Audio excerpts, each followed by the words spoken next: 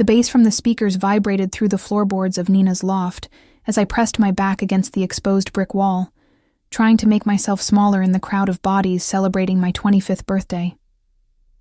My fingers traced the condensation on my untouched mojito, the mint leaves bruised and wilting in the melting ice.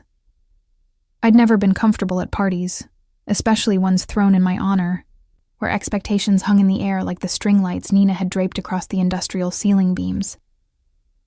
"You look like you're about to bolt." Nina appeared at my elbow, her crimson lipstick somehow still perfect 3 hours into the night. She'd insisted on this party, on the guest list, on everything down to the playlist that currently assaulted my eardrums with electronic beats I didn't recognize. I managed a weak smile. Just taking it all in. Liar.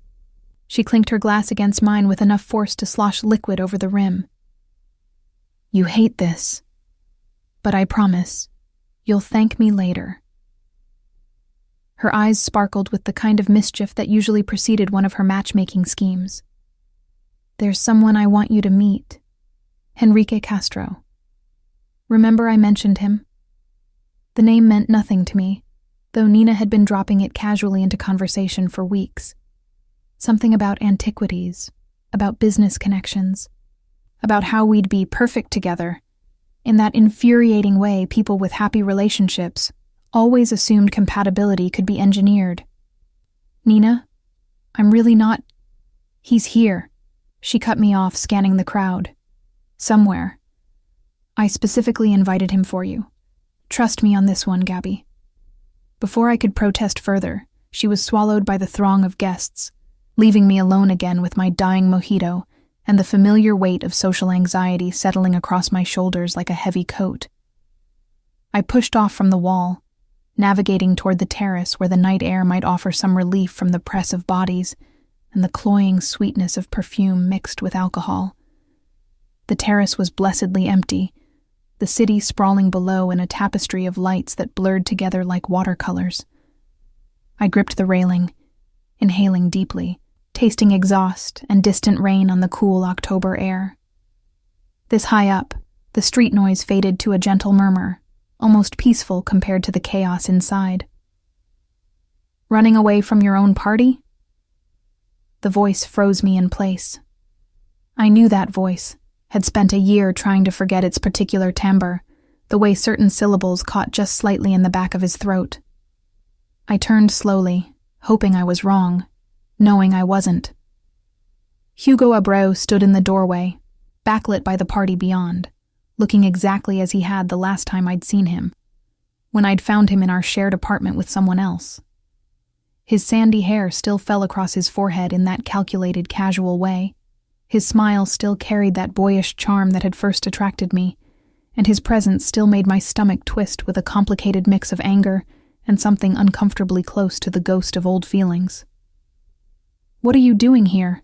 My voice came out steadier than I expected, though my fingers tightened on the railing until the metal bit into my palms. "Nina invited me." He stepped onto the terrace, closing the distance between us with the easy confidence of someone who'd never learned to read a room. "Said it would be good for us to talk, to reconnect." Nina wouldn't. But even as I said it, I knew she might. Nina believed in forgiveness, in second chances, in grand romantic gestures. She'd never understood why I'd cut Hugo out completely, why I'd refused to engage with his increasingly desperate attempts at reconciliation over the past year. "She thinks we were good together," Hugo continued, moving closer until I could smell his cologne. The same expensive brand he'd always worn, the scent triggering a cascade of memories I'd worked hard to suppress. "She thinks what happened was a mistake. A one-time thing that I've regretted every day since." "Stop." I held up a hand, finally finding my spine. "I don't care what Nina thinks she knows about us. You don't get to show up here and... I miss you, baby." The pet name hit like a physical blow. He'd called me that constantly during our 2 years together, whispered it in the dark, laughed it over morning coffee, used it as punctuation in every conversation. Hearing it now felt like being doused in ice water and scalding oil simultaneously. That's not your name to use anymore. I tried to step past him, back toward the safety of the party, but he caught my wrist. Gabby, please. Just 5 minutes. Let me explain. His grip wasn't painful, but it was firm enough to stop me, possessive in a way that sent alarm bells ringing through my chest. I opened my mouth to tell him to let go, to cause a scene if necessary, when a different hand appeared, larger, darker, the fingers wrapped around Hugo's wrist with casual authority. That's my baby you're touching. The voice was deep, accented with something Mediterranean that softened the consonants, and completely unfamiliar. I looked up into the face of a stranger, a man I'd never seen before, with close-cropped dark hair threaded with premature silver at the temples, a jaw that could have been carved from marble, and eyes so dark they appeared black in the terrace lighting. He wore a charcoal suit, with the jacket unbuttoned, the white shirt beneath open at the collar in a way that suggested he'd dressed up but refused to be entirely constrained by formal wear. Hugo released my wrist immediately, stepping back as if burned. Who the hell are you? Enrique. The stranger, Nina's mysterious guest, didn't take his eyes off Hugo, though his hand moved to rest at the small of my back, warm through the thin fabric of my dress. And you're leaving. Gabby, do you know this guy? Hugo's face had gone red, embarrassment warring with indignation. I should have said no. Should have corrected the misunderstanding, explained that Enrique was just someone Nina had invited, that we'd never even been properly introduced. Instead, I looked up at this man who'd materialized like some avenging angel and felt something reckless unfurl in my chest, something that had been sleeping for a year under layers of hurt and caution. Yes, I heard myself say. I know him. Hugo's jaw worked silently for a moment before he found his voice. You can't be serious. Him? You move on with... I believe the lady asked you to leave. Enrique's voice remained pleasant, conversational even, but something in it made Hugo take another step back. There was a quality to the way he carried himself, a stillness that paradoxically suggested coiled movement, like a predator deciding whether it was worth the energy to strike. Whatever, Hugo threw up his hands in defeat. This is pathetic, Gabby. He's probably just using you, but you'll figure that out. He stormed past us, back into the party, and I watched him disappear into the crowd with a mixture of relief and residual adrenaline, making my hands shake. Enrique's hand remained at my back for a long moment, before he stepped away, putting appropriate distance between us. I apologize for the presumption. Nina mentioned you had an ex who couldn't take a hint. When I saw him corner you... He shrugged, a gesture that managed to be both elegant and dismissive. I improvised. You didn't have to do that. I turned to face him properly, seeing details I'd missed in the confrontation, the fine lines at the corners of his eyes, the slight crook in his nose suggesting it had been broken at least once, the way his suit fit like it had been made specifically for his frame. But thank you.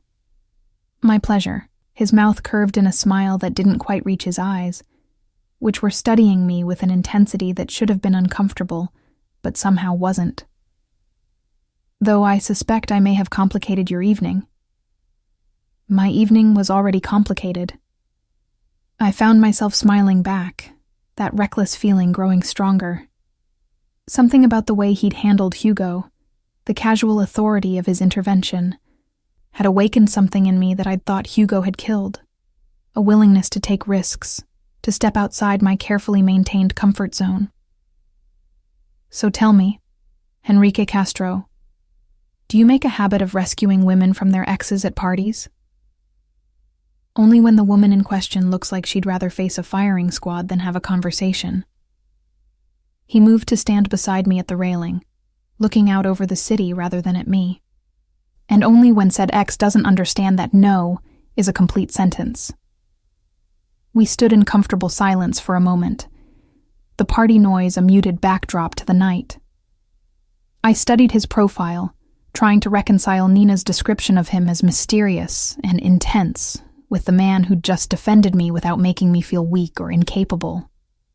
There was something magnetic about him, a pull I couldn't quite name but felt in the way my pulse had quickened when his hand touched my back. "Nina says you deal in antiquities," I ventured, curious despite myself. "Among other things." His answer was deliberately vague. "I buy and sell beautiful things, art mostly, sculptures, paintings, artifacts, items with history, with stories. Sounds fascinating." "It can be." He turned to look at me then, and the full force of his attention was like standing too close to a fire, warming and slightly dangerous. Though, lately, it's felt more like inventory management than treasure hunting. The romance of it fades when you're negotiating customs paperwork. I laughed, surprised by the mundane complaint from someone who looked like he'd never dealt with anything as pedestrian as bureaucracy. That's not how Nina described it. She made it sound very glamorous. International deals, exclusive auctions. Nina has a talent for embellishment. He smiled again, and this time it reached his eyes, softening his features in a way that made him look younger, more approachable. The reality is mostly long flights, boring authentication meetings, and arguing with appraisers who think they know more than they do. Sounds like any other job. Exactly. He paused, then added, "Though I do get to travel to interesting places, see things most people only encounter in museums." The way he said it suggested depths I couldn't quite fathom, layers beneath the surface charm. Before I could probe further, Nina burst onto the terrace, her expression oscillating between horror and excitement. "Oh my God, I just saw Hugo storming out. What happened? Did you two—" She looked between us, taking in the way we stood angled toward each other, the invisible thread of connection that had formed in the past few minutes. "Wait, did you actually meet? Finally?" "We met," Enrique confirmed, his tone dry. "Though not quite under the circumstances you planned, I suspect. He defended my honor," I added, unable to resist needling my friend. "After you apparently invited my cheating ex to my birthday party." Nina had the grace to look ashamed. He seemed so sorry, and you two were so good together before." "Before he slept with someone else," I finished. "Yes, we were great right up until that moment." "I'm an idiot." Nina grabbed my hands, squeezing apologetically. "I just wanted everyone to be happy and coupled up and... God, I'm so sorry, Gabby." "Are you okay?" "I'm fine." And surprisingly, I was. The encounter with Hugo had been uncomfortable, but Enrique's intervention had transformed it from humiliating to almost empowering. Though maybe vet the guest list with me next time? Never again, I promise. She released my hands, then turned to Enrique with a hopeful expression. "But at least you two finally met. Silver lining?" "Indeed." Enrique's gaze returned to me, something unreadable in its depths. "Though I'd like to properly introduce myself without the drama. Enrique Castro." He extended his hand. I took it, feeling the warmth of his palm against mine, the controlled strength in his grip. "Gabriela Freire.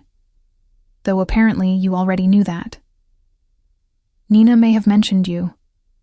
Once or twice. Every time we've spoken for the past month." His mouth quirked at our friend's expense. "She's subtle like that," I agreed, and we both looked at Nina, who was grinning like she'd orchestrated the entire evening to reach this exact moment.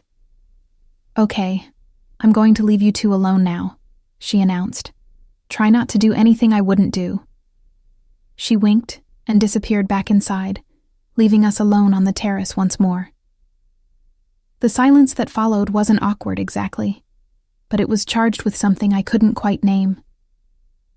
The reckless feeling from earlier returned, stronger now, pushing me past my usual caution. So, I said, surprising myself with my boldness. You called me your baby. Does that mean I'm yours now? The question hung between us, provocative and teasing in equal measure. I watched Henrique's expression shift, surprise giving way to something darker, more interested.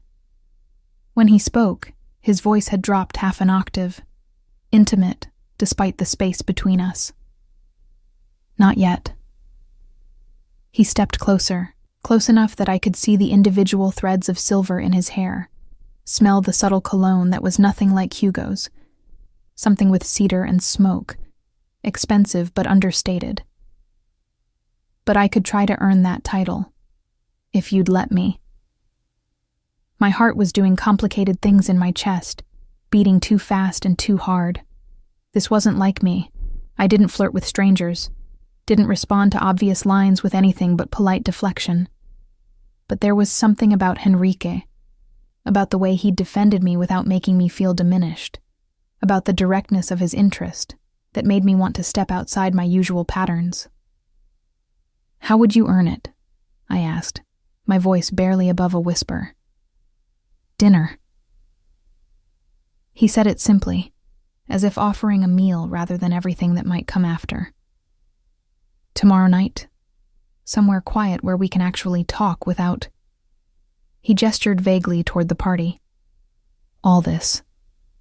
I should have said no. Should have thanked him for his help and gone back to my safe, Hugo-free existence. Instead, I found myself nodding. Okay. He pulled out his phone, handed it to me. Put in your number. I'll send you the details. I typed in my contact information with slightly trembling fingers, handed the phone back. Our fingers brushed in the exchange, and the small contact sent electricity up my arm. Henrique noticed. I could tell by the way his eyes darkened further, but he said nothing, just pocketed his phone and stepped back. I should go, he said. Let you get back to your party. But Gabriela? He waited until I met his eyes. Thank you for saying yes. Then he was gone, moving through the party with the same quiet authority he'd shown on the terrace, disappearing into the crowd before I could formulate a response.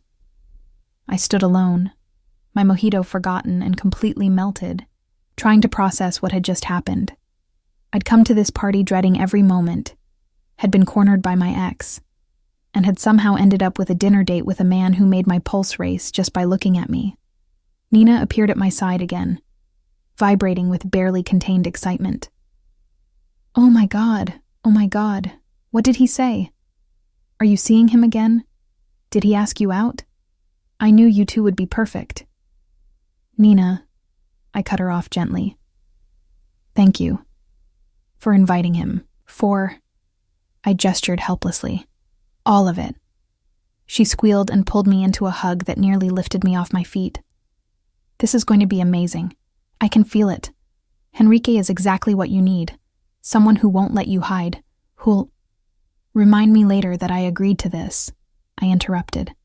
When I'm panicking about what to wear and whether this is a terrible idea. It's not a terrible idea. Nina pulled back, her expression suddenly serious. Gabby, you've been stuck for a year. Stuck in safe. Stuck in careful. Stuck in not Hugo. Maybe it's time to try stuck in something new.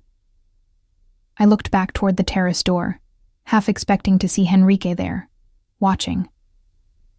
But he was truly gone, leaving only the memory of his hand at my back and a promise of dinner that felt like standing at the edge of a cliff, terrifying and exhilarating in equal measure.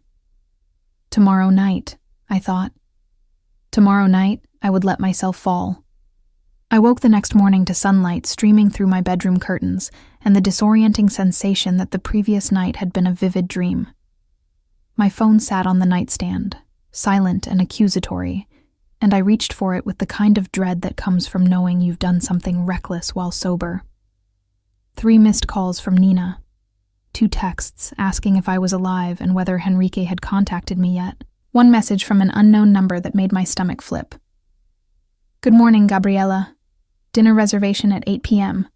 I'll send a car at 7:30. Dress comfortably. We're going somewhere without pretense. H. I read it 3 times, analyzing every word choice, every implication. A car.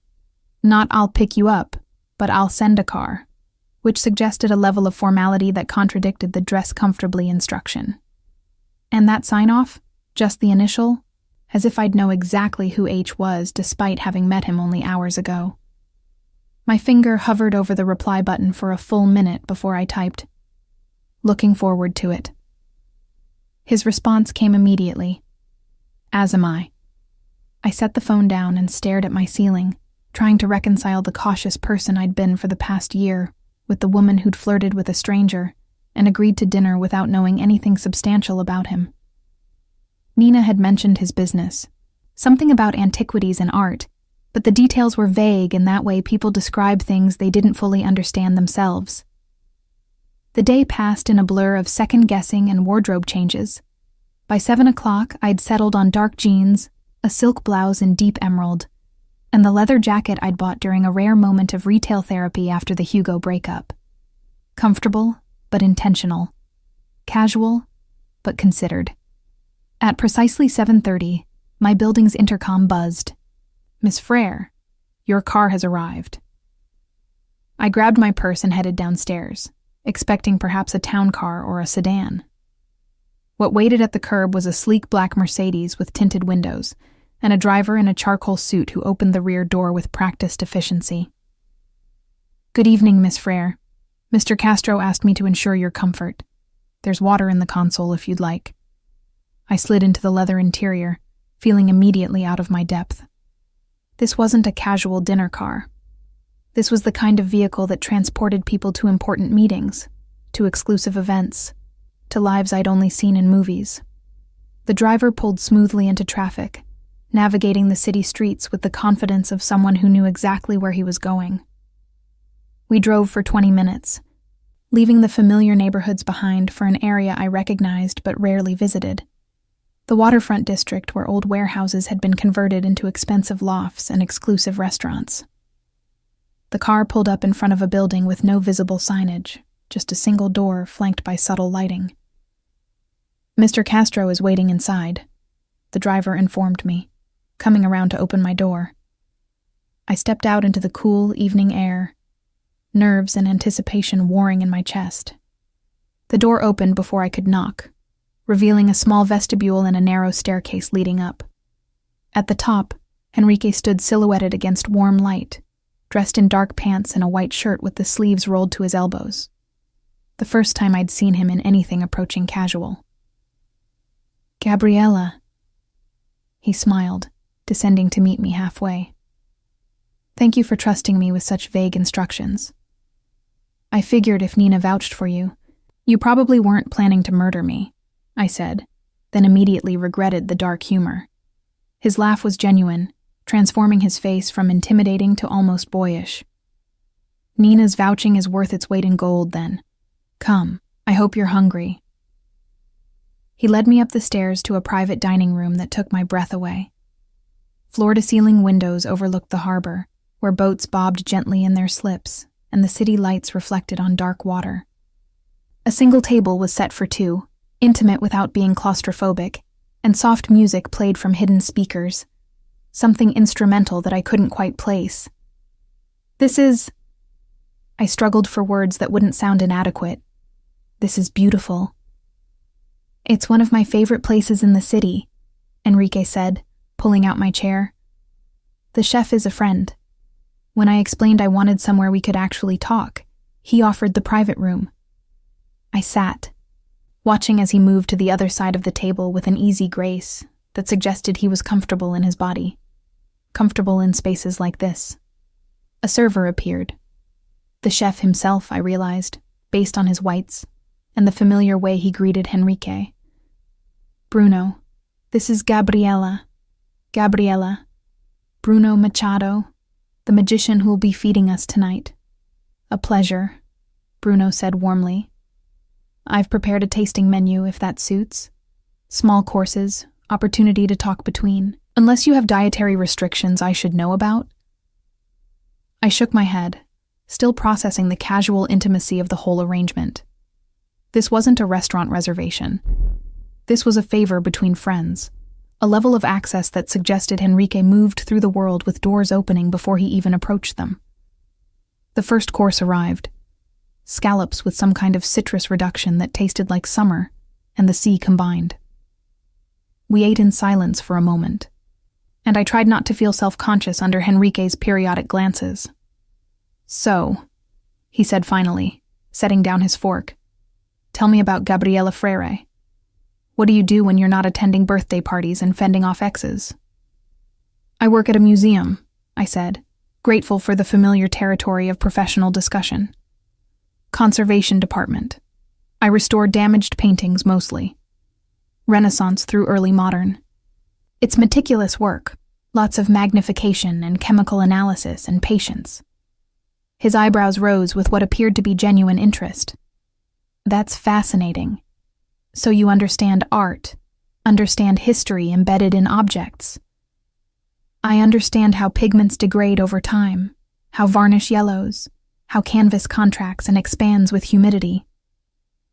I smiled, warming to the subject. "The history is secondary to the chemistry, really. But yes, I love knowing that I'm touching something that survived centuries, that I'm helping it survive centuries more. That's..." He paused, seeming to choose his words carefully. "That's not dissimilar to what I do, actually.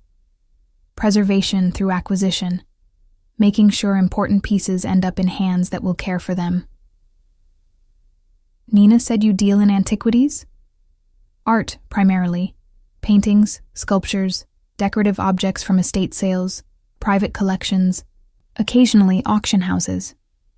He took a sip of wine, his gaze never leaving mine. "I connect buyers with sellers, ensure authenticity, handle logistics. It's less romantic than it sounds." "You mentioned that last night, the customs paperwork." "Among other bureaucratic nightmares." His mouth quirked.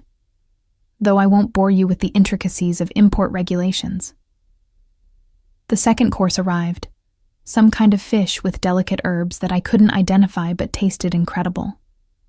We talked more easily now, the conversation flowing from art to travel to books we'd read and cities we'd visited. Henrique had been everywhere I'd only dreamed of: Venice, Florence, Athens, Cairo. And he spoke about these places with the casual familiarity of someone for whom international travel was routine rather than extraordinary. "What made you get into conservation?" he asked during the third course, lamb that practically melted on the tongue. I considered the question, tracing the stem of my wine glass. My grandmother was a painter. Nothing famous, just local landscapes and portraits, but she taught me to see the world as composition and color. When she got dementia, she'd forget everything else, but she could still identify a Caravaggio from a Rembrandt, just by the way light fell across a face. I paused, surprised by the emotion in my voice. She died when I was 20. I chose conservation partly to honor her, partly because I wanted to be close to art without the pressure of creating it. Henrique's expression had softened during my explanation. "She sounds remarkable." She was. I changed the subject before the grief could surface. "What about you? How does someone end up in the antiquities trade?" "Family business, initially. My father dealt in maritime salvage. Ships, cargo, artifacts recovered from wrecks. I grew up handling things that had spent centuries underwater, learning to recognize value in corroded bronze and waterlogged timber." He smiled at the memory. "When he retired, I shifted focus to terrestrial acquisitions. Fewer sharks, literal and metaphorical." "Only metaphorical sharks now?" I teased. "The metaphorical ones are often more dangerous." Something shadowed his expression briefly before he shook it off. "But yes, the business has evolved. These days it's more about relationships than diving expeditions. Knowing who wants what, who's willing to sell, making connections." The meal continued through several more courses, each more exquisite than the last, while our conversation ranged across topics with the ease of people discovering unexpected compatibility. Henrique was well-read, well-traveled, and possessed a dry sense of humor that caught me off guard and made me laugh more than I had in months. He asked questions that suggested genuine interest rather than polite small talk, and when I spoke, he listened with the kind of focused attention that made me feel like the only person in the world. By the time dessert arrived, something chocolate and perfect, I'd almost forgotten this was a first date, that I'd known this man for less than 24 hours. The ease between us felt both natural and slightly surreal, like stepping into a life that didn't quite belong to me. "Thank you for this," I said, as Bruno cleared our plates. The meal, the setting, all of it. This was extraordinary. "The company made it extraordinary," Henrique replied, and the line should have sounded cheesy, but somehow didn't. Though I have a confession to make. My stomach clenched slightly. "What kind of confession?" "I asked Nina about you before last night. More than just your name and profession." He leaned back in his chair, studying me. "I wanted to know who I was meeting, whether you'd find a place like this pretentious or charming." "And what did Nina tell you?" "That you're brilliant at your work but underestimate yourself. That you're kind almost to a fault. That your ex destroyed something in you that deserves to be rebuilt." His gaze intensified.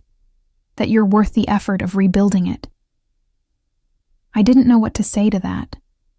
The directness of it. The implication that he saw me as some kind of project to be undertaken.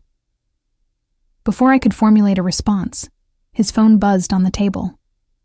He glanced at it, frowned, and stood. "Excuse me a moment. Work complication that can't wait." He stepped away to take the call in the vestibule, leaving me alone with the harbor view and the unsettling feeling that I'd just glimpsed something beneath his polished surface, some complexity that contradicted the smooth charm he projected. When he returned, his expression was carefully neutral. "I apologize. That was unavoidable." "Everything okay?" "Fine. Just a shipment delay that needed addressing." He signaled for the check, which Bruno waved away with a meaningful look that suggested this meal was also a favor rather than a transaction. "Let me take you home." The drive back was quieter, both of us lost in thought. When the car pulled up in front of my building, Henrique walked me to the door despite my protests.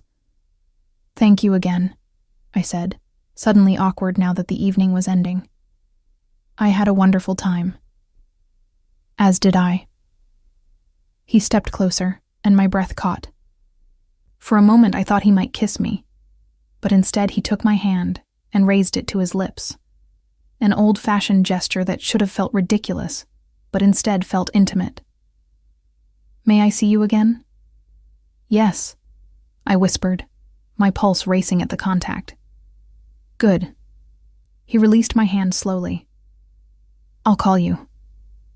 I watched him return to the car, watched it pull away into the night, then let myself into my apartment in a daze. Only when I was inside, door locked behind me, did I allow myself to process the evening, the luxury of it, the easy conversation, the way Henrique looked at me like I was something precious he'd discovered and intended to keep. My phone buzzed with a text from Nina. "So." I smiled despite myself and typed back, "He's taking me out again." Her response was a series of celebratory emojis that made me laugh. But as I got ready for bed, another text arrived from the unknown number that was no longer unknown. "I'm already counting the hours until I see you again. Sleep well, Gabriella." I fell asleep thinking about his hand at my back on Nina's terrace. About the way he defended me without hesitation. About how someone I'd just met could make me feel simultaneously safe and wonderfully off balance. Somewhere in the city, Henrique Castro was probably working late on whatever business complication had interrupted our dinner. And tomorrow, I'd wake up to the reality that I was falling for a man whose world I didn't fully understand, whose layers I'd barely begun to uncover. But tonight, I let myself simply feel the thrill of possibility, of doors opening onto paths I'd never imagined walking. Whatever came next, at least I was moving forward instead of standing still in the ruins of what Hugo had broken. 3 months. That's how long Enrique and I had been seeing each other when he offered me the position managing his gallery. 3 months of dinners at exclusive restaurants, of weekend drives to vineyards I'd only read about, of conversations that stretched into the early morning hours as we discovered the architecture of each other's minds and histories. I sat in my conservation lab at the museum, staring at the email he'd sent that morning.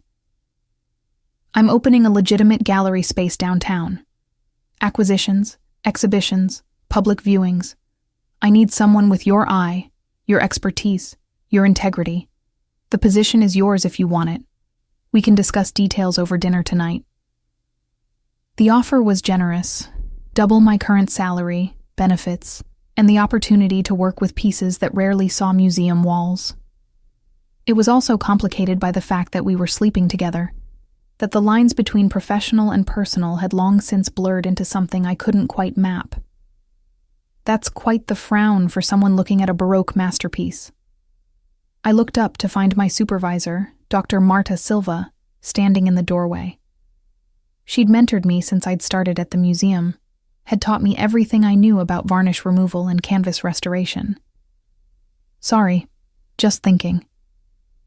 About the Enrique Castro offer, I'd imagine. At my surprised expression, she smiled. Word travels. A man like that opening a gallery looking for a curator. People talk. And I know you've been seeing him. Is it that obvious? You've been distracted for months, arriving late with better excuses than usual, smiling at your phone during lunch breaks. She crossed to my workstation, examining the painting I'd been restoring, a minor Tintoretto that needed delicate attention. He's offering you the position? I nodded, unable to articulate the tangle of excitement and apprehension the opportunity created. And you're wondering if it's real or if you're being managed, Marta supplied. If the job offer is genuine or just another way of keeping you close. Something like that. She was quiet for a moment, her experienced eyes assessing layers I couldn't see. I've known men like Enrique Castro. Powerful men who move through the world reshaping it to their preferences. They're intoxicating. The attention, the resources, the way they make you feel like the center of the universe. She paused. But they're also dangerous, Gabriella. Not always in obvious ways, but in how completely they can consume your life if you let them. You think I shouldn't take it. I think you should go into it with clear eyes. Make sure the terms are truly professional, that you have autonomy, that you're building something for yourself rather than just orbiting his world. Her expression softened. You're brilliant at what you do. Don't let anyone, even someone you're in love with, diminish that by making it about them, rather than about your talent. The word love hung in the air between us. I hadn't used it, hadn't allowed myself to examine the depth of what I felt for Enrique beyond the surface excitement of new relationship energy. But Marta had named it, and now I couldn't unname it. I do love him, I admitted quietly. Which terrifies me. Good. Fear means you're paying attention. She squeezed my shoulder. Just make sure he's worthy of both the love and the fear. And protect yourself, Gabby. Always protect yourself. That evening, I met Enrique at his penthouse rather than a restaurant, our relationship having evolved to the point where privacy mattered more than public venues. He'd cooked, which still surprised me every time I discovered this domestically capable side of him, beneath the power suits and business calls. You're quiet, he observed as we ate pasta he'd made from scratch, the silence between us comfortable but weighted. Thinking about your offer. He set down his fork, giving me his full attention. And? I want to understand what it means. The position, the gallery, all of it. I met his eyes. I need to know this is about my abilities, not about keeping me in your orbit. Something flickered across his face. Surprise, perhaps, at my directness. I'm opening the gallery regardless of whether you take the position. It's been in planning for over a year, since before we met. But yes, when I realized I needed someone to run it, you were my first thought. He paused. Not because you're sleeping with me, but because you understand art at a level most people in this business only pretend to. You see the soul of a piece, not just its market value. But we're together. That complicates things. It does, he agreed. Which is why I'm offering you a contract, legal terms, complete autonomy over acquisitions and exhibitions within the gallery's focus. You'd report to me as the owner, yes, but the creative and curatorial decisions would be yours. He pulled a folder from the counter, slid it across to me. Have your lawyer review it. Hell, have Marta review it. I want you in this position, Gabriella, but I want you there because you're the right person, not because you feel obligated. I opened the folder, scanning the contract. The terms were indeed generous, more than generous. Salary, benefits, profit sharing on sales, and remarkably broad authority over the gallery's artistic direction. It was the kind of opportunity people spent careers working toward, handed to me at 26. Why now? I asked. Why open a public gallery when you already have a successful business? Henrique was quiet for a long moment, his wine glass rotating slowly between his fingers. Because I'm trying to evolve. The private dealing, the connections, the shipments. It's profitable, but it's also insular. I want something visible, something that contributes to the cultural landscape, rather than just moving valuable objects between wealthy owners. That's very altruistic. Don't mistake it for altruism. His smile was wry. There's plenty of money to be made in the legitimate gallery world. But yes, part of it is wanting to build something I'm not embarrassed to discuss at dinner parties. The admission was surprisingly vulnerable, a glimpse beneath the confidence he wore like armor. I thought about Marta's warning, about protecting myself, about entering this with clear boundaries. But I also thought about the paintings I'd seen in Henrique's private collection, about his genuine passion for art that transcended mere acquisition. I'll have my lawyer review the contract, I said, and I need to give the museum proper notice, at least 2 months. Of course. His relief was visible. Take whatever time you need. The gallery space won't be ready before then anyway. We finished dinner talking through his vision for the space, the kinds of exhibitions he wanted to mount, the balance between established artists and emerging talent, the community outreach programs he envisioned. His enthusiasm was infectious, and I found myself getting caught up in the possibilities despite my lingering caution. Later, in his bed with the city lights painting patterns across the ceiling, Henrique pulled me close and said, I know I'm asking a lot. Your trust, your career, your time. But I promise I won't waste any of it. What if it doesn't work? I asked into the darkness. The gallery, us. What if we fail? Then we fail having tried something worth the risk. His fingers traced patterns on my shoulder. But I don't intend to fail, Gabriella. Not at this. The confidence in his voice should have been reassuring. Instead, it made me think of Marta's words about powerful men reshaping the world to their preferences. Henrique didn't just accept failure as a possibility. He seemed to view it as something that happened to other people, not to him. Over the following weeks, I had the contract reviewed, gave my notice at the museum, and began the strange transition from conservator to gallery director.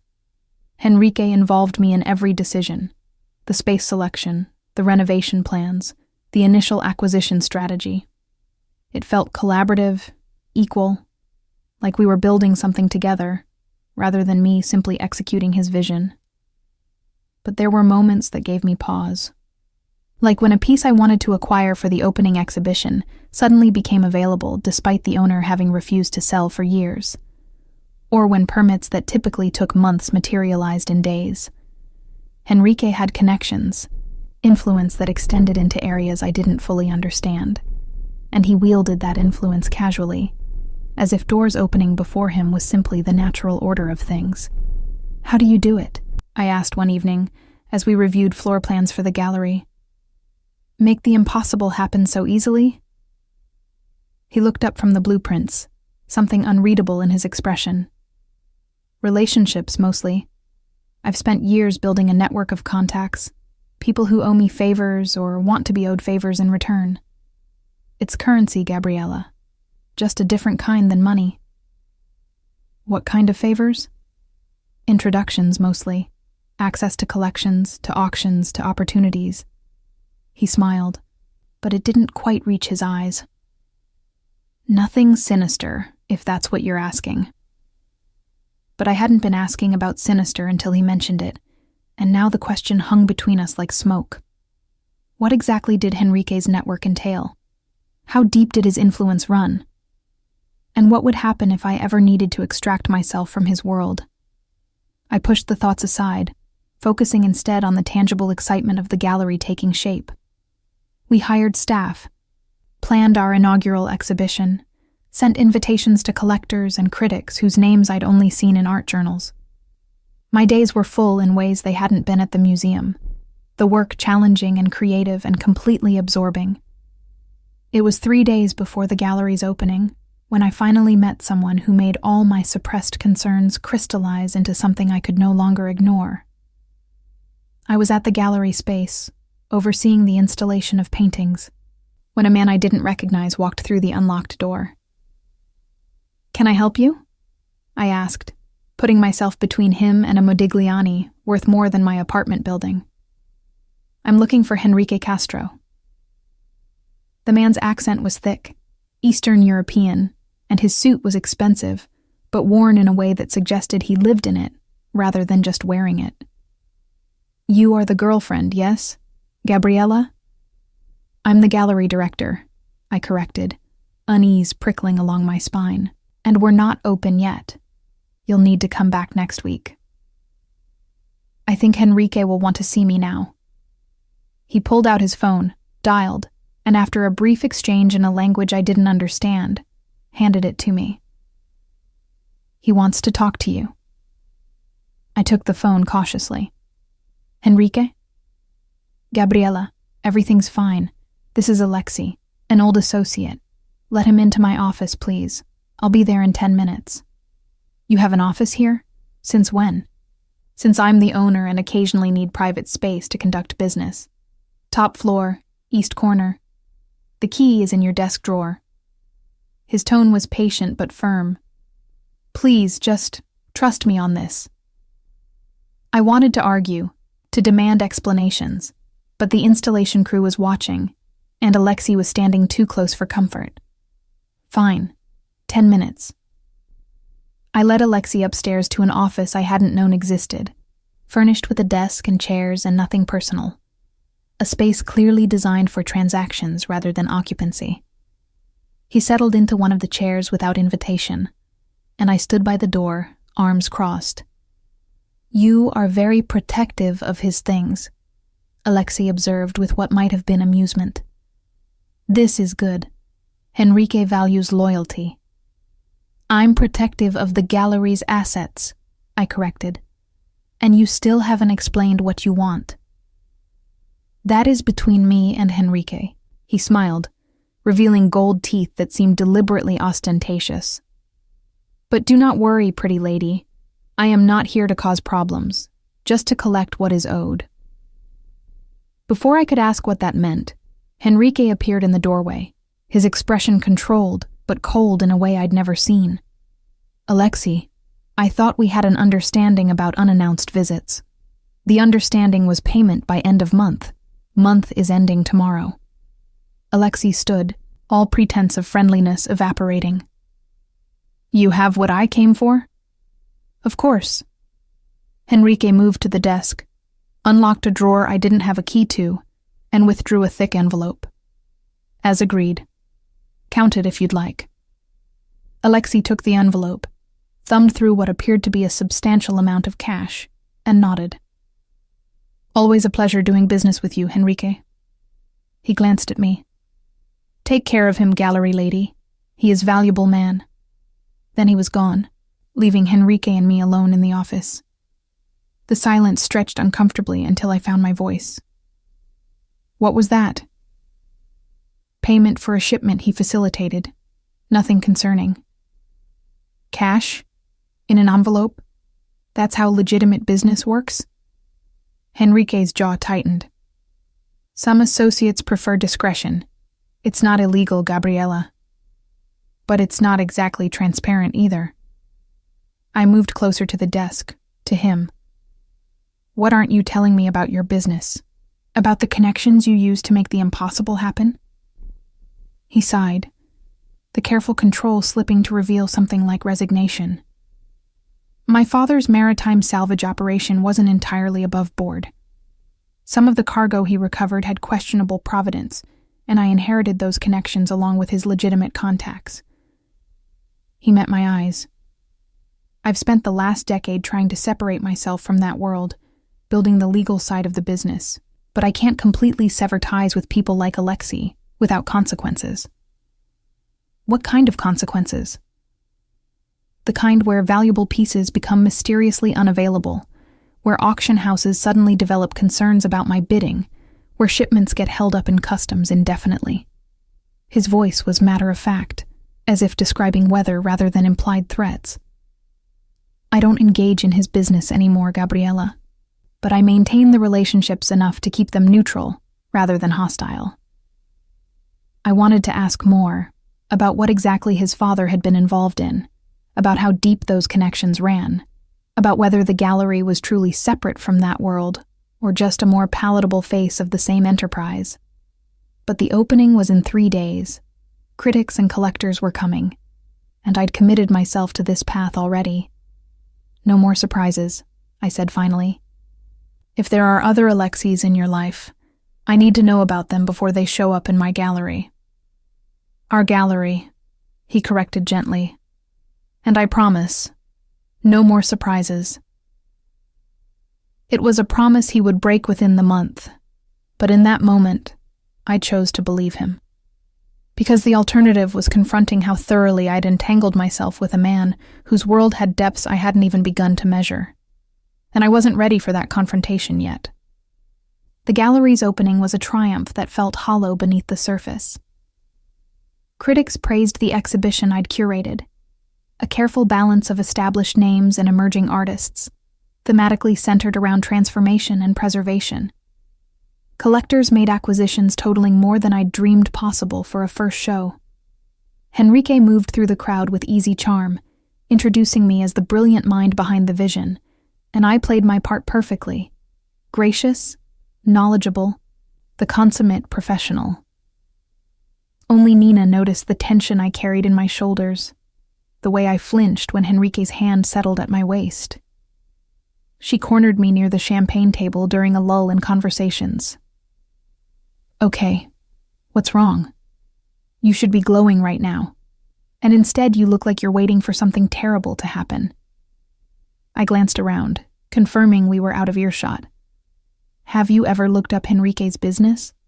Really looked beyond the surface? Her expression shifted from concern to something more guarded.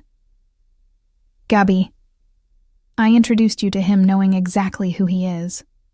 His father ran salvage operations that weren't always strictly legal, yes, but Henrique's been working for years to legitimize everything. You knew? The betrayal stung more than I expected. You knew and didn't think to mention it? What would I have said?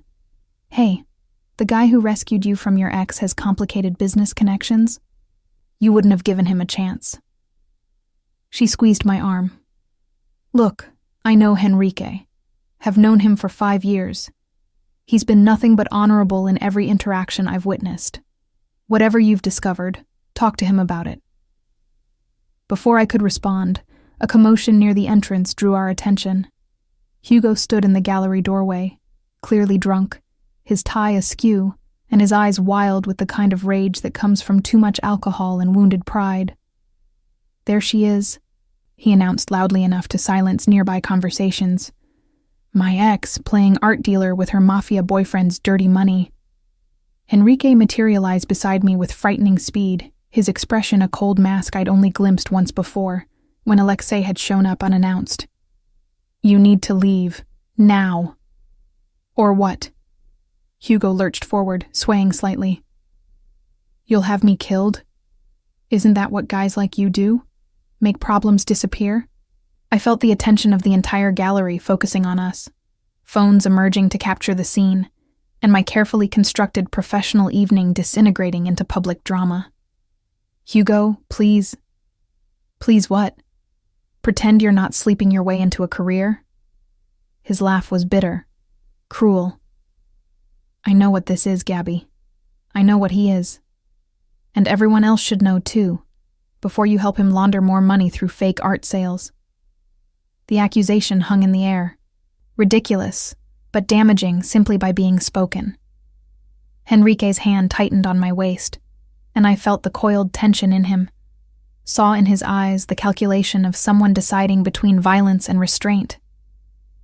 Security, he said quietly, and two men I'd assumed were guests revealed themselves to be something else entirely, moving to flank Hugo with practiced efficiency. Escort Mr. Abro from the premises, gently, but firmly. As they removed Hugo, still shouting accusations that became less coherent as he was guided toward the exit, the crowd's attention shifted to me, to Henrique, to the uncomfortable question now hovering over everything. How much of Hugo's drunken ranting was actually true? Ladies and gentlemen, Henrique addressed the room, his voice calm and authoritative. I apologize for that disruption. The individual has a history with Miss Frere and clearly hasn't handled their separation with grace. Please continue enjoying the exhibition. Gabriella has worked too hard for months for one disturbed man to ruin her achievement. It was masterful damage control. Within minutes, conversations resumed, the incident already transforming into gossip rather than scandal. But I saw the way some of the collectors looked at Henrique differently now, the way certain critics made their excuses and left earlier than planned. I made it through the rest of the evening on autopilot, my professional mask firmly in place, even as my mind raced through implications and consequences. When the last guest finally departed, leaving only staff to clean up, I found Henrique in the upstairs office, speaking quietly on his phone in that same language I didn't understand, the one he'd used with Alexei.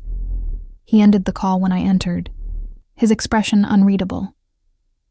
Are you all right? What did Hugo mean about laundering money? I asked directly. Is any of that true? No. The answer was immediate, emphatic. Every piece in this gallery has legitimate provenance. Every sale will be properly documented and taxed. I won't let my past contaminate what we're building here. Your past that includes what, exactly? Maritime salvage with questionable provenance? Connections to people like Alexei who deal in cash and intimidation? I moved closer, needing to see his face clearly. Who are you really, Henrique? Beyond the dinners and the charm and the promises. He was silent for a long moment, something warring behind his eyes, the desire to protect me from ugly truths versus the need for honesty I'd demanded. Finally, he sighed and gestured for me to sit. My father didn't just salvage cargo. He facilitated shipments for people who couldn't use conventional channels. Art, antiquities, items that had been stolen or smuggled, that needed to move across borders without attracting attention. He poured himself a drink, didn't offer me one. I worked for him from 16 until he died when I was 28, learned the business, made connections, built relationships with people on every side of legality. My stomach twisted with the confirmation of what I'd suspected but hoped against. So Hugo was right. Hugo was right about my history. He's wrong about my present. Henrique's voice was steady, factual. When my father died, I inherited an enterprise that was maybe 30% legitimate. I've spent the last 6 years converting the rest, buying out questionable contracts, redirecting relationships toward legal operations. The gallery is part of that, visible proof that I'm building something clean. But you still pay people like Alexei in cash envelopes, because severing ties completely would make me a target. These aren't people you simply walk away from, Gabriella. He met my eyes. I'm navigating a transition between two worlds, trying to reach one without being destroyed by the other. And yes, sometimes that means maintaining relationships I'd rather not have. And I thought about the museum position I'd left, the straightforward world of conservation where the worst ethical dilemma was whether to over-restore a damaged section. I thought about Marta's warning about powerful men consuming lives, about how completely I'd allowed myself to be drawn into Henrique's orbit. I need some time, I said, standing, to think about what this means, whether I can... Gabriella, wait. He rose, too, desperation cracking through his usual control. I know this is a lot. I know I should have been more forthright earlier. But everything I feel for you, everything we're building here, it's real. It's separate from the complications. Is it? I asked quietly. Or am I just another piece you're acquiring, another element of your transformation into legitimacy? The question landed like a physical blow. I saw it in the way he flinched, the way his careful composure finally shattered completely. You think I'd spend months courting you, offering you a position you're overqualified for, opening myself up to you in ways I haven't with anyone else, just for appearances? His voice was raw. Gabriella, I love you, not for what you represent or how you make me look. I love you because you see beauty in damaged things and believe they can be restored. Because you're brilliant and kind and completely unimpressed by the power and money that everyone else orbits around. Because when you look at me, you see past all the complications to who I'm trying to become. The declaration hung between us. The first time either of us had said those words despite months of implying them through actions and intimacy. And I wanted to believe him. Desperately wanted to believe that what we had was separate from his business entanglements. That love could exist cleanly amid all the complications. I need to go home, I said instead of responding. I need space to think. He didn't try to stop me this time, just watched as I gathered my things and called a car service rather than accept his driver. As I descended the gallery stairs into the cool night air, I heard his voice from above. I meant what I said, every word, and I'll do whatever it takes to prove it to you. The drive home passed in a blur. My phone buzzed repeatedly, texts from Nina asking if I was okay, a message from Marta saying she'd seen photos from the opening online and asking what happened, and 3 calls from an unknown number I didn't answer. It wasn't until I was safely in my apartment, door locked and lights off, that I allowed myself to fully process the evening. The success of the exhibition, Hugo's attack, Henrique's confession, the declaration of love that I couldn't bring myself to return despite feeling it echo in my own chest. My phone lit up with another message, this time from Henrique. I know you need space. I'm giving it to you. But please know that I'm not going anywhere. When you're ready to talk, I'll be here. I set the phone down without responding, staring instead at my ceiling in the darkness. Somewhere in the city, Enrique was probably making calls, managing the fallout from Hugo's disruption, navigating the complicated world he'd been born into, and was trying to escape. And here I was, in love with a man whose past terrified me, whose present was built on foundations I didn't fully trust, whose future seemed to demand that I accept risks I'd spent my entire life avoiding. The question wasn't whether I loved him. I did, completely and terrifyingly. The question was whether love was enough to bridge the distance between our worlds, whether I could build a life with someone who still had one foot in shadows I couldn't see into, whether I was strong enough to stand beside him as he completed his transformation, or whether I'd be consumed by the complications he carried. I fell asleep without answers, knowing that morning would bring decisions I wasn't ready to make, but that couldn't be postponed much longer. Because whether I chose to stay or walk away, my life had already been irrevocably changed by loving Henrique Castro. The only question now was what shape that changed life would take. 3 years. That's how long it took for the full weight of Henrique's past to finally crash down on us, threatening to destroy everything we'd built together. I was in the gallery's conservation room when federal agents arrived, their credentials already in hand before I'd processed their presence. Special Agents Carvalho and Esteves, introducing themselves with the practiced efficiency of people who'd done this many times before. We have some questions about several acquisitions made through this gallery, Agent Carvalho said, producing a list of items that made my stomach drop. Specifically about their provenance and the channels through which they entered the country. Every piece on the list was legitimate. I'd personally verified their documentation, traced their ownership histories, ensured that nothing we exhibited had questionable origins. But I also knew that federal investigations rarely began with the evidence they'd eventually use to prosecute. They started with questions, looking for inconsistencies, building cases from small contradictions that snowballed into larger prosecutions. I'm happy to provide any documentation you need, I said, maintaining professional composure despite the panic rising in my chest. Everything we've acquired has complete provenance records. We don't doubt that, Ms. Frere.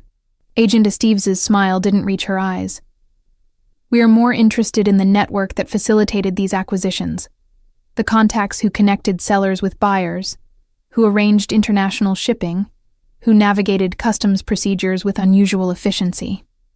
They were investigating Henrique, using the gallery as an entry point into his broader operation.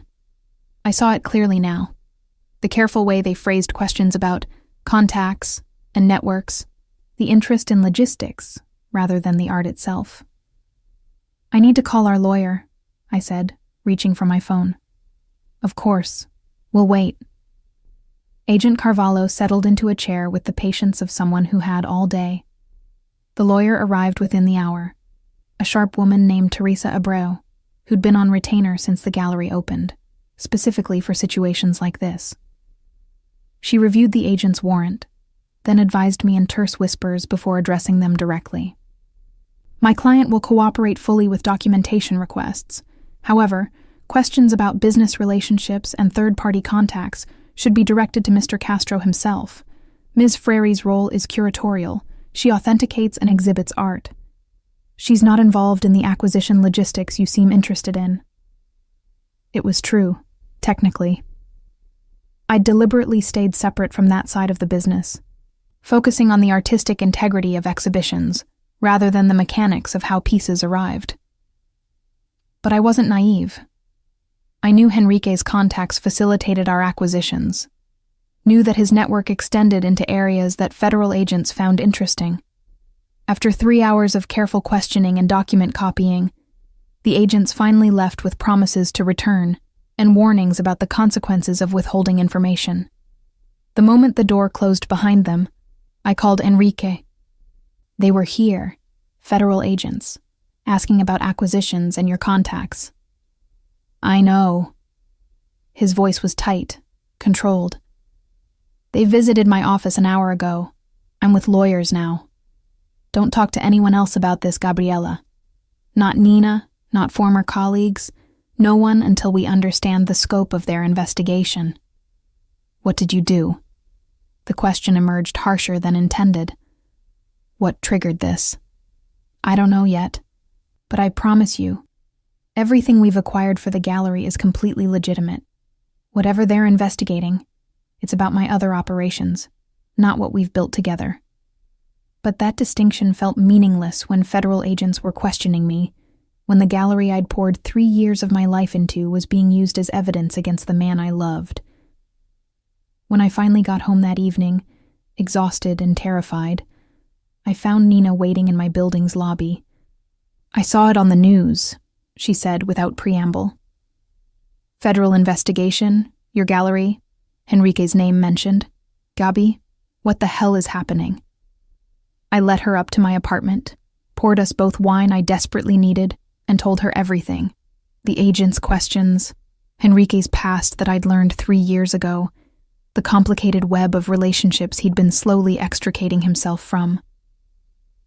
Jesus Christ, Nina breathed when I finished. I knew about his father, knew the business had complicated origins, but federal investigation. Gabby, this is serious. I know. I took a long drink, the wine doing nothing to settle my nerves. They asked me to testify.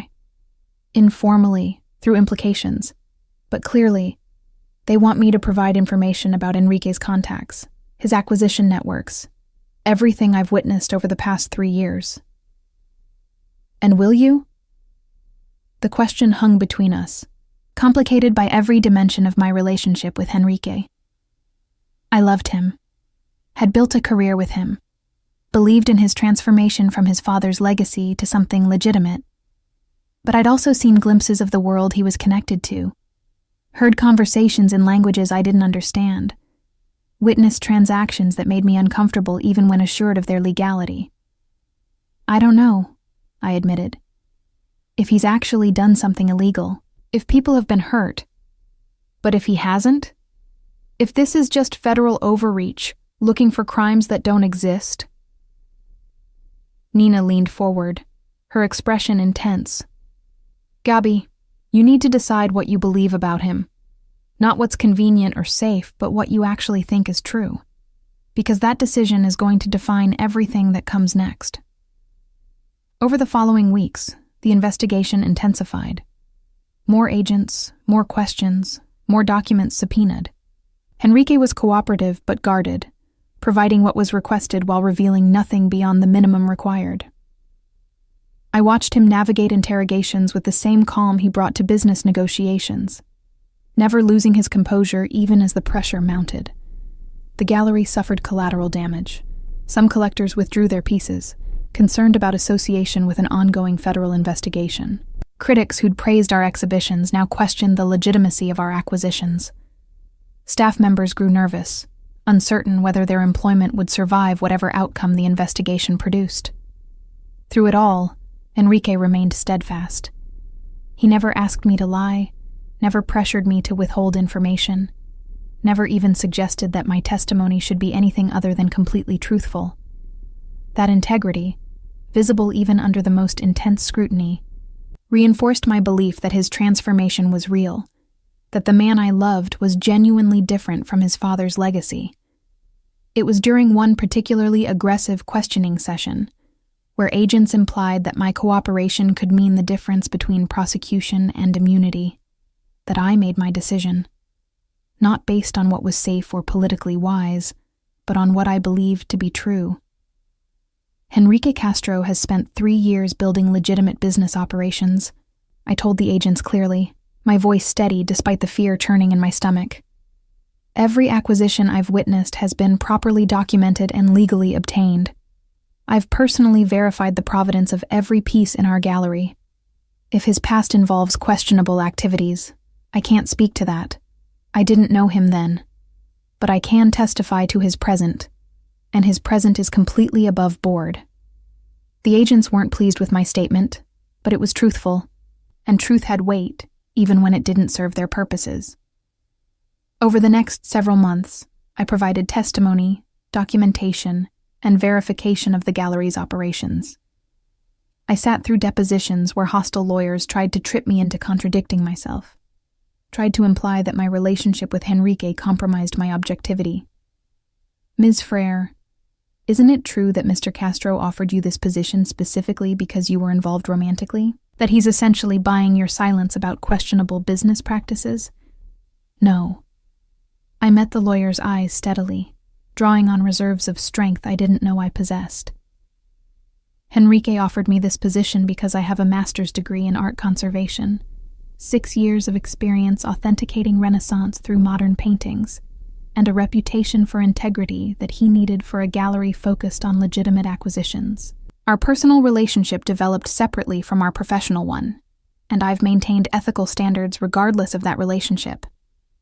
The question was asked in variations a dozen times across multiple depositions.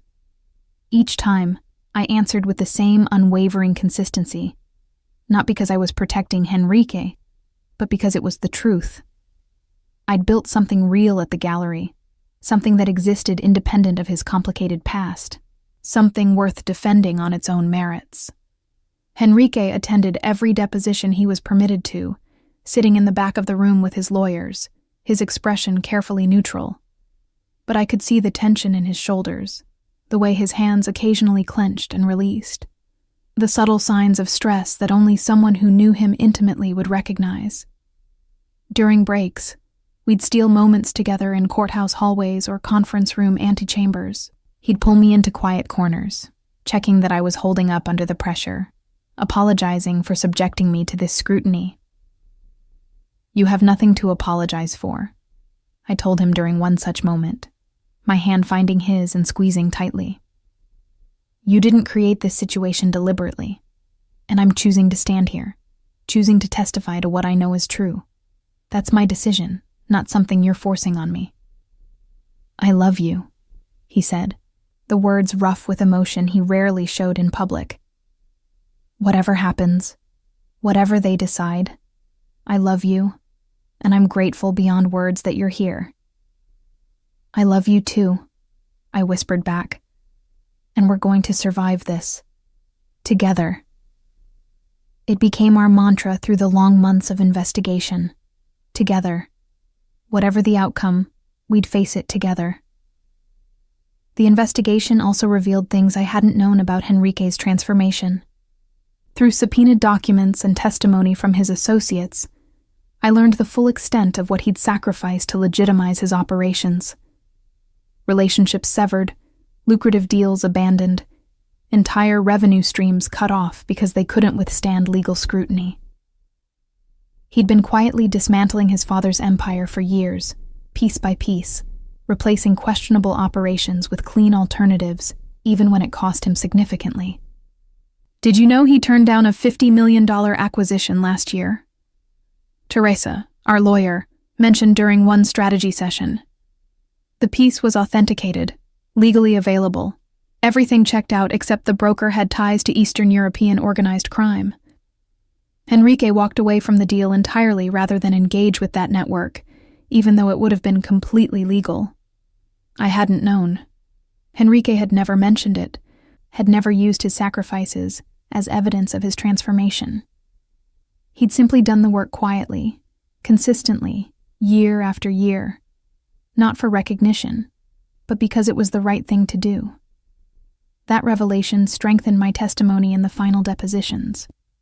I could speak not just to what I'd witnessed directly, but to the pattern of choices I'd learned about through the investigation itself, choices that demonstrated genuine commitment to operating legitimately.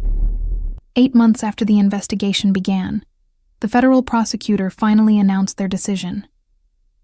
I was at the gallery when Henrique called, his voice carrying an emotion I couldn't quite identify. "It's over," he said simply. "They found irregularities in some of my father's historical operations, things I'd already disclosed and distanced myself from.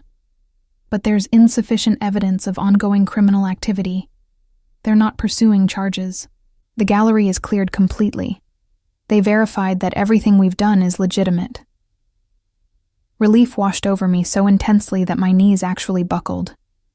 I sat down heavily in my office chair, phone pressed to my ear, tears streaming down my face. "We did it," I whispered. "We survived." "You survived," he corrected gently. "You stood up under pressure that would have broken most people, Gabriela. You defended what we built without compromising your integrity. I will never forget that." That evening, after the gallery closed, we stood together in the main exhibition space, surrounded by the art we'd acquired and displayed with such care.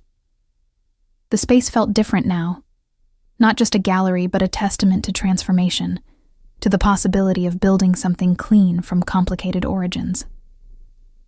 "I'm completely out now," Henrique said quietly, his arm around my waist as we stared at a gorgeous Turner seascape we'd acquired 2 years earlier. The investigation forced me to sever the last ties I'd been managing, burned the final bridges to my father's world.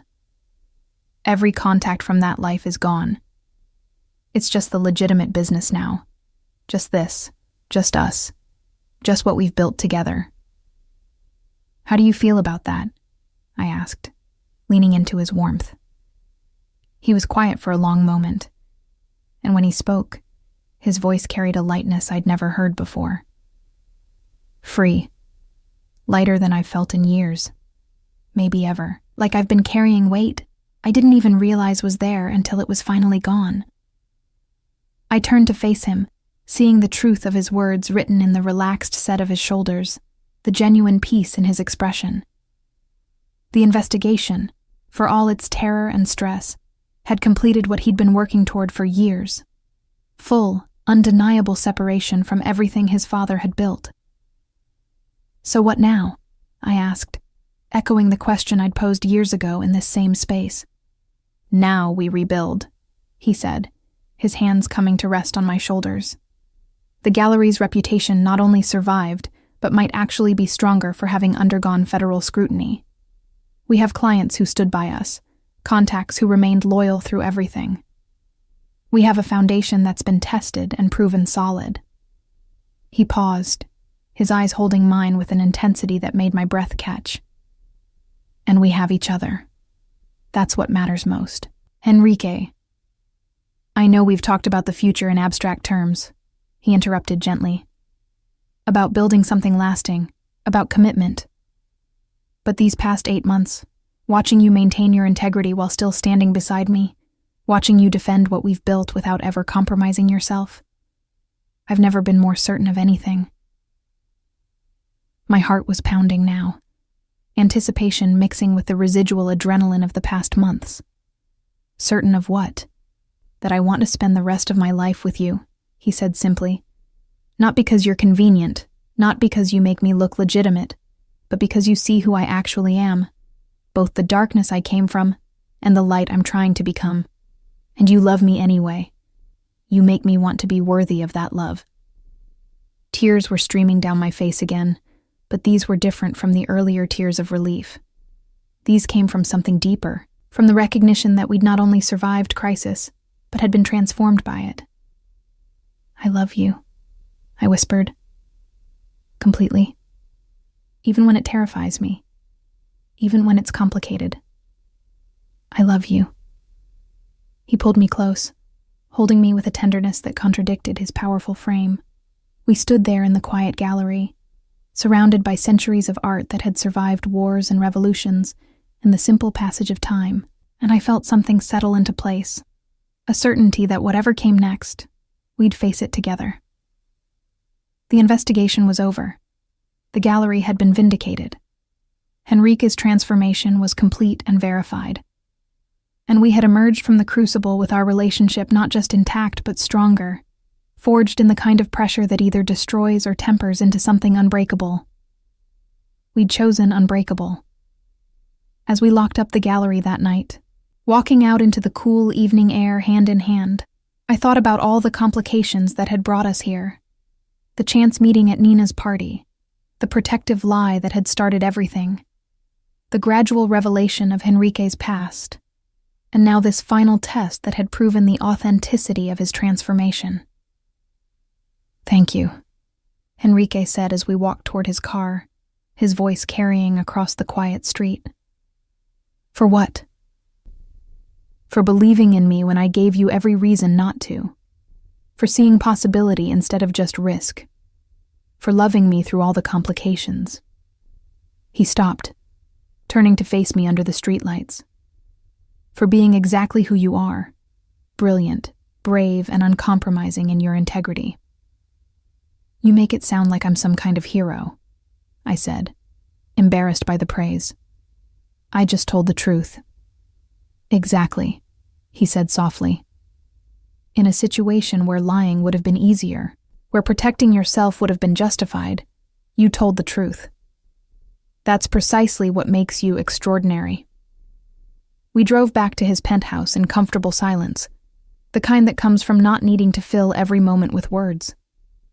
The city passed outside the windows, familiar and beautiful, and I felt a profound gratitude for this life we'd built. Complicated, yes, but real and ours. That night, as we fell asleep tangled together in his bed, I thought about the future that stretched before us now, no longer shadowed by investigations or the ghosts of his father's empire. Just the clean possibility of building something lasting together. We'd survived the worst.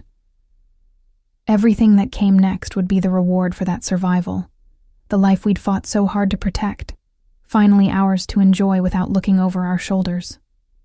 I fell asleep with Henrique's arms around me, and the certainty that we'd reached the end of one chapter and the beginning of another. One written entirely by our choices, our love, our unwavering commitment to building something worth keeping. The storm had passed, and we were still standing. 6 months after the investigation ended, life had finally found a rhythm that felt almost normal. The gallery thrived with renewed energy. Clients who'd withdrawn during the investigation returned. Critics praised our resilience, and we mounted exhibitions that pushed creative boundaries while maintaining the impeccable standards that had always defined our work. Henrique's transformation was complete and visible to everyone. The last remnants of his father's network had been severed during the investigation, forcing a clean break he'd been managing for years.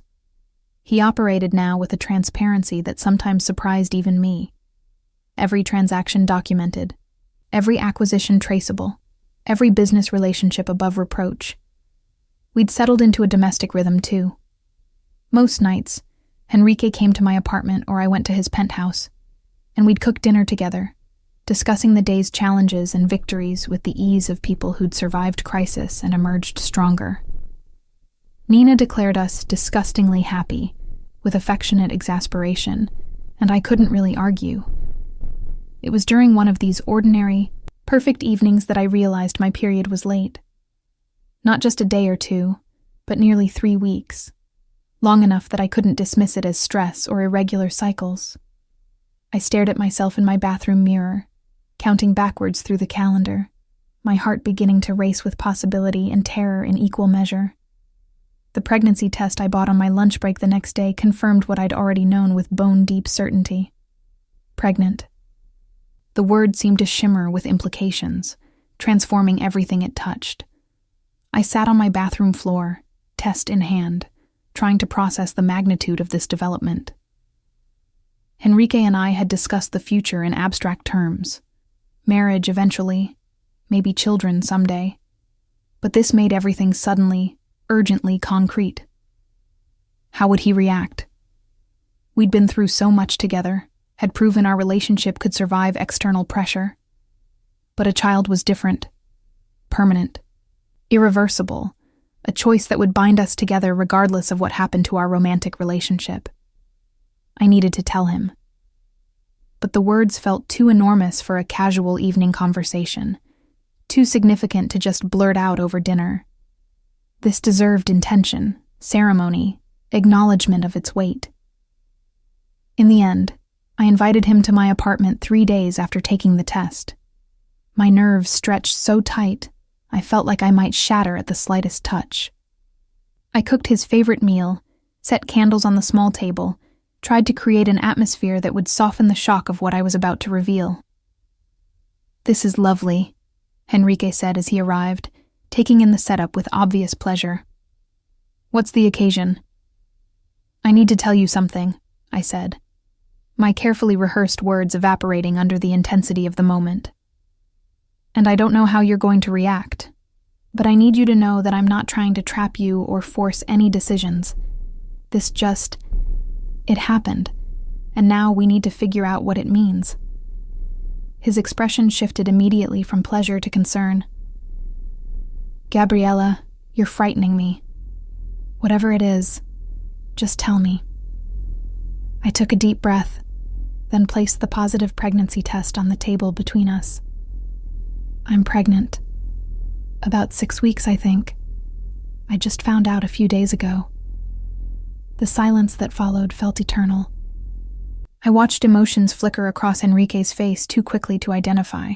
Shock, certainly, but also something else, something I couldn't quite read.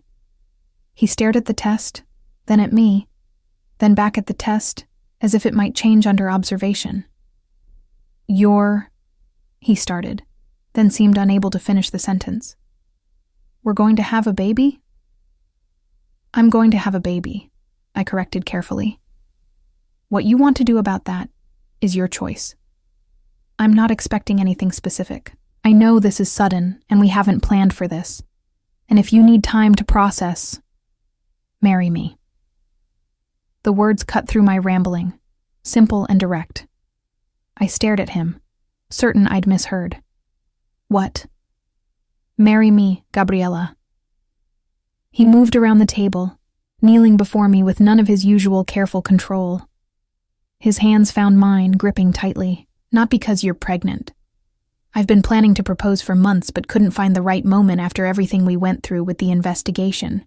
But this..." His gaze dropped to my still flat stomach. "This is perfect. You're perfect. We're perfect together, and I want everything. Marriage, this baby, a family, the whole future we've been too cautious to commit to out loud." "Enrique, you don't have to..." "I know I don't have to," he interrupted fiercely. "I want to. I've wanted to for years but was afraid to ask. Afraid that I'd bring too much complication into your life, that you'd be better off without the weight of my past. But the investigation proved we can survive anything together. And now we have this." His hand moved to rest gently on my abdomen. This perfect gift that I don't deserve but will spend the rest of my life being grateful for. Tears were streaming down my face, overwhelming relief mixing with joy I'd been afraid to feel. "Yes," I whispered. "Yes, I'll marry you. I want everything too, all of it. The complications and the joy and the terrifying, beautiful future we're going to build." He kissed me then, deep and thorough, tasting of salt from my tears and something that might have been his own. When we finally broke apart, both breathing hard, he rested his forehead against mine. "I don't have a ring yet," he admitted. "I've been working with an artist on something special, but it's not ready. I wanted it to be perfect." "I don't need a ring right now," I assured him. "I just need you to be happy about this baby, to want this as much as I already do. Happy doesn't begin to cover it." His hand remained on my stomach, protective and possessive. Terrified, overwhelmed, grateful beyond words. But yes, happy. So incredibly happy. We spent the rest of the evening planning in broad strokes, talking about timeline for the wedding, discussing how to announce the pregnancy to Nina and others, imagining what kind of parents we might become. It felt surreal and perfect, this domestic dreaming after so much crisis and fear. 3 weeks later, Enrique presented me with the ring he'd been designing, the band made from melted down coins his father had salvaged from a shipwreck, transformed into something beautiful. The symbolism wasn't lost on either of us, taking something from his father's legacy and reshaping it into something new, something that represented transformation and hope rather than complicated history. "I can't promise you simplicity," he said as he slipped it on my finger in the gallery after hours, surrounded by the art we'd built together. "But I can promise you honesty, loyalty, and every day of trying to be worthy of your faith in me. I can promise that I'll be the best father I know how to be to our child. And I can promise that you'll never doubt my commitment to this family we're creating." "That's all I need," I whispered, admiring the ring through tears that seemed to be my constant companion these days. "Your promises, your presence, your love. Everything else we'll figure out together." We set the wedding for 3 months later. Enough time to plan something meaningful, but soon enough that I'd still be comfortable in a wedding dress. Nina threw herself into planning with the enthusiasm of someone who'd been waiting years for this moment, and I let her take the lead, grateful to focus my energy on the gallery and the growing changes in my body. The pregnancy progressed normally, my morning sickness manageable, the fatigue offset by the excitement of preparing for both a wedding and a baby. Enrique was attentive to the point of being slightly overwhelming, hovering whenever I showed the slightest sign of discomfort, researching pregnancy and childbirth with the same thoroughness he brought to authenticating artwork. "You know women have been doing this for millennia without medical encyclopedias, right?" I teased him one evening, finding him deep in a book about fetal development. "Yes, but none of those women were carrying my child," he replied seriously. I want to understand everything, be prepared for anything. The wedding took place on Nina's terrace, the same location where everything had begun 4 years earlier. We kept it intimate, just close friends and family, with the setting sun painting the city in shades of gold and rose. I wore a simple cream dress with an empire waist that accommodated my small but visible bump, flowers woven through my hair in the style I'd always imagined.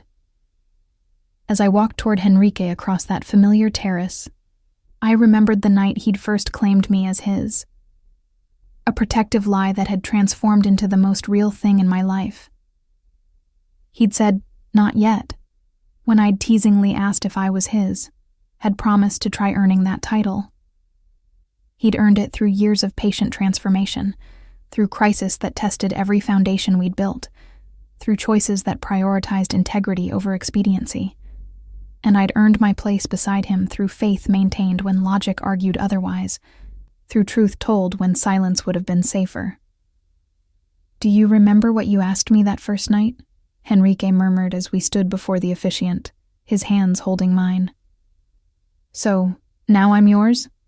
I quoted back, smiling through happy tears. And I said not yet, but now, his voice caught with emotion. "Now, yes. You're mine, and I'm yours. And this baby is ours. All of it earned, all of it chosen, all of it real." "Now, yes," I agreed, the words becoming our vows, more meaningful than any traditional promises, because they acknowledged the journey that had brought us here. We married as the sun set over the city, surrounded by the people who'd supported us through everything, in the place where our story had begun. And 6 months later, our daughter entered the world, healthy, perfect, with Henrique's dark hair and my hazel eyes. I'd never seen him cry before, not through the investigation or any of the complications that had marked our relationship. But when the nurse placed our daughter in his arms for the first time, tears streamed down his face unchecked. "She's perfect," he whispered, his voice breaking. "You're both perfect. I don't deserve this, either of you, but I promise I'll spend every day trying to be worthy of what you've given me." "You already are," I assured him, exhausted but happier than I'd ever been. "You've been proving it for years. This is just the beginning of showing her the same love and dedication you've shown me." Our daughter, we named her Helena, after Henrique's mother, completed our transformation in ways I couldn't have anticipated. Watching Henrique with her, seeing the fierce protectiveness and tender devotion he brought to fatherhood, reinforced everything I'd believed about his capacity for change. The next 3 years passed in the beautiful chaos of new parenthood, combined with the demands of running the gallery. We moved into a larger apartment that could accommodate our growing family, found rhythms that balanced work and parenting, discovered the exhaustion and joy of building a life together in the most concrete possible terms. Helena was bright and curious, equally comfortable among the artwork at the gallery and the playgrounds near our home. She had Henrique's intensity and my tendency toward quiet observation, a combination that made her simultaneously delightful and challenging to parent. For our 3rd wedding anniversary, Henrique suggested celebrating at Nina's terrace again, returning to the place where so many significant moments had occurred.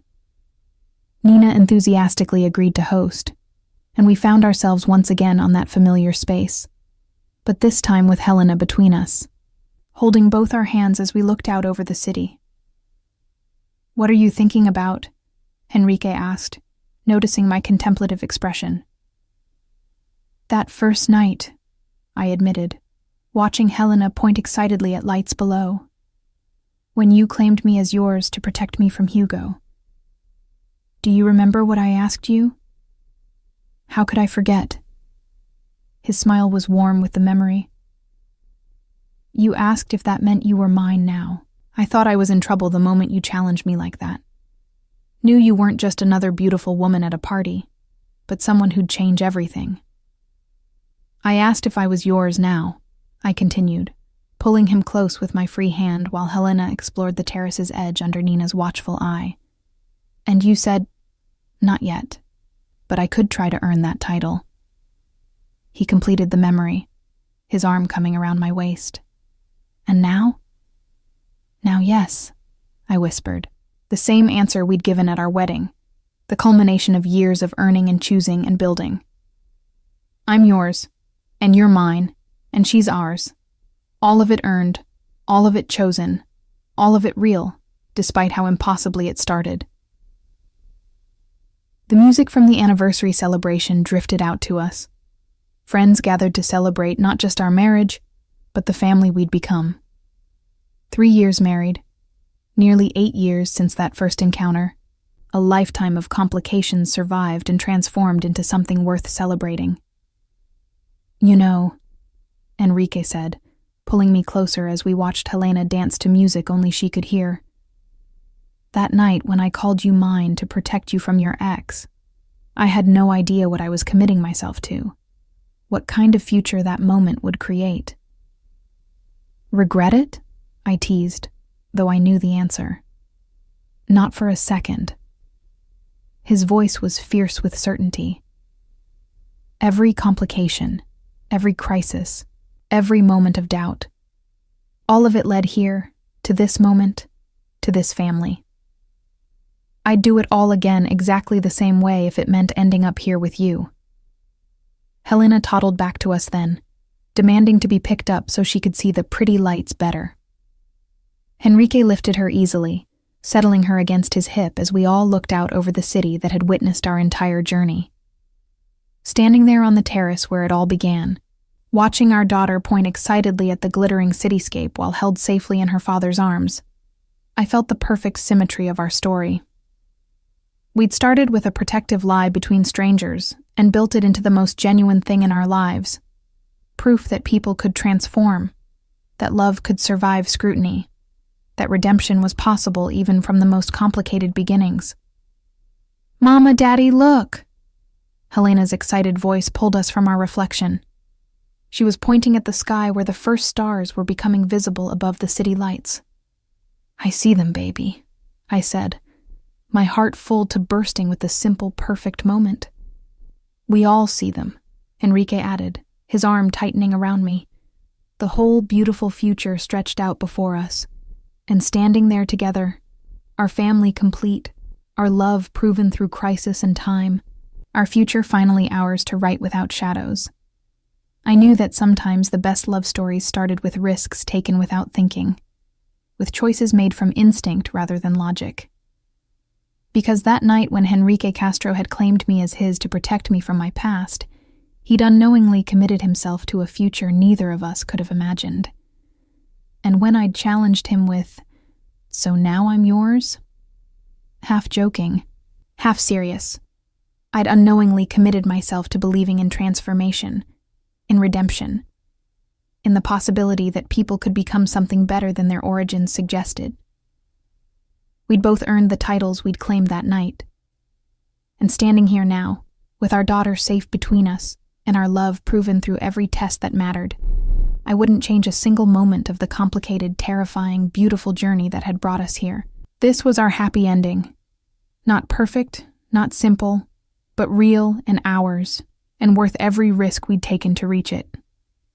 The gallery thrived.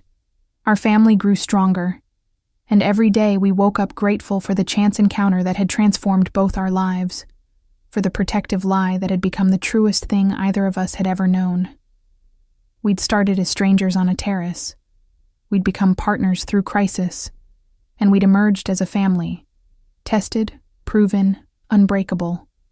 Together, always together.